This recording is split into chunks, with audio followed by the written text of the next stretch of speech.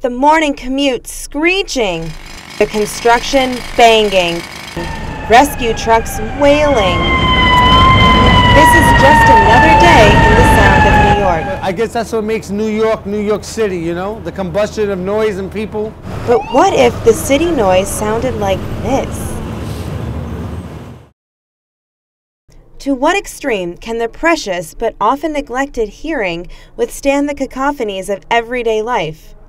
Dr. Glennis Long, professor at SUNY Graduate School and researcher for the National Institute of Health, explains. Here, the softest sound we hear, which is what 20 micropascals. The loudest sound that we would probably want to listen to, or not even that long, is a jet thing.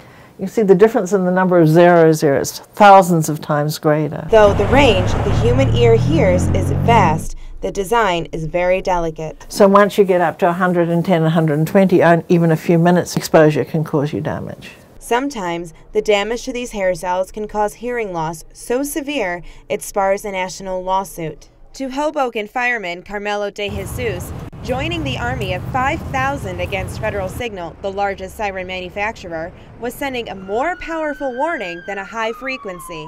After settling, Federal Signal said in an official statement that their sirens are in accordance with applicable regulations, and firefighters do not suffer excess hearing loss as compared to the general population. But grounds for a lawsuit to one may not be valid to another.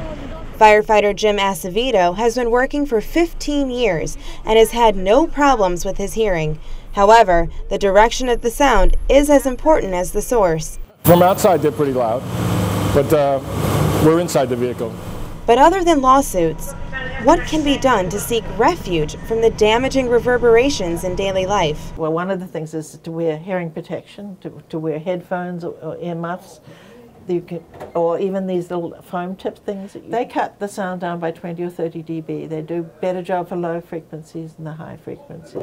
One of the worst things you can do is try and listen to music under these conditions. Well, the National Institute of Health is not trying to break old habits, rather develop new ones. The National Institute of Health has launched a program called It's a Noisy Planet to teach children about hearing loss prevention. But despite best efforts by researchers and warnings of permanent damage, some sounds are still music to the ears, and some risks to paramedic Raquel. Part of the job, yeah. To rescue workers, this may just be another day on the job, but we can all take better precaution to protect our hearing. Sabina Vaccine, NYFA News, New York.